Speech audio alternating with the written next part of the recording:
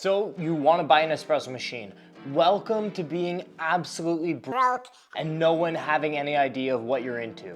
Seriously, if you're gonna buy an espresso machine, these are 3 things you must consider to make sure that you're making the right decision and buying the right machine for you. And guys, stick around for number 3 because I'm telling you, this is the one no one considers and all of my clients wish they did after they have this incredible heartbreak. So stick around for number 3 because it's massively important and no one considers it. Now, the first thing to consider is espresso just something that you want to have quick access to in the morning, or is this you getting into a new hobby? So if it's you getting into a new hobby, you might want to consider some of the home machines that have a portafilter and you're gonna have to get a grinder and there's gonna be distribution tools and all these fun little things you can get into. Or you could even go as manual as some of the lever espresso machines like the Flare and products like that, where it is a very involved experience to make a great cup of coffee. But if you're getting into a hobby, if this is something that you want to do every day and kind of get into the art of espresso, that might be great for you. However, if you're like, yeah, Chris, I don't care about any of that. I really just want pretty good espresso or cappuccino in the morning. Then you're gonna be looking at more of the fully automatic machines and stuff in that line. So that is the first question you have to ask yourself. Is this a hobby or do I just want regular access to pretty good coffee?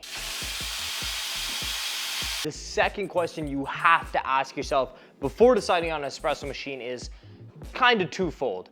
How many drinks do I wanna make and what kinds of drinks do I wanna make? So if you go with something like a manual espresso brewer, like a Flare or something like that, those machines can only make espresso, which is great if that's all you're looking for. But if you're looking for lattes, cappuccinos, things like that, you are going to have to buy some sort of separate device to steam milk. Now, if you go into the home espresso machine market with little portafilter baskets, all of them can make espresso and all of them can steam milk. However, recovery time in between drinks and the ability to steam and pull espresso at the same time is very limited with some machines. So kind of the more expensive you go, the more capacity it has to steam a lot of milk and make a lot of drinks. So it really depends on how many drinks you're making.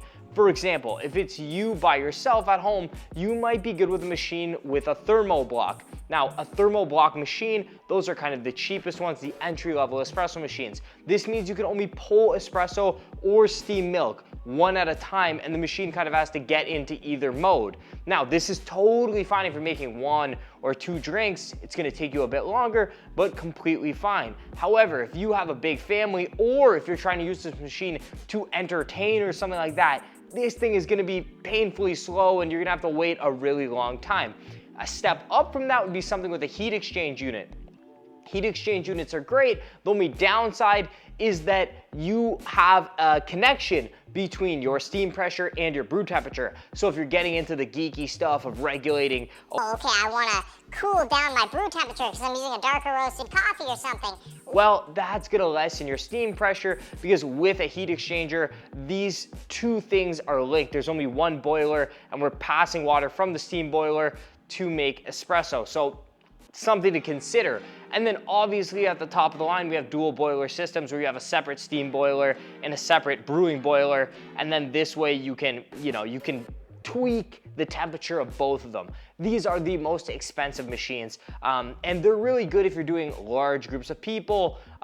They have a quicker capacity, and you don't have to worry about recovery as much. Now, once again, these are the expensive ones, so you need to consider a little bit before you drop all that money on a dual boiler. The other thing to consider with these machines is vibrating or rotary pumps. The really expensive machines will have rotary pumps. These are machines that are like commercial machines.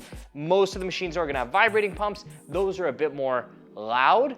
So you have to think about this if you're worried about waking people up in the morning. Now, in the fully automatic sphere, if your answer to the first question was, hey Chris, I just want pretty good coffee. I want it to be easy to make in the morning. Then you're in the fully automatic sphere, and that's totally fine. Some of these machines will steam milk, some of them won't. So once again, you need to decide, do I want a machine that's gonna make me a latte in the morning, or am I just trying to get good espresso out of this? Because then that'll obviously change the price of your fully automatic setup drastically. So question number 2 you must answer is, what kind of drinks do I want to make, and how many do I think I'm going to be making with this machine? For the moment you've all been waiting for, number 3, the most important thing that no one talks about. All right, so the third thing that absolutely no one talks about. I've done a lot of research for this video. I watched a bunch of other videos to make sure I wasn't regurgitating a lot of the same points, and no one brought this up.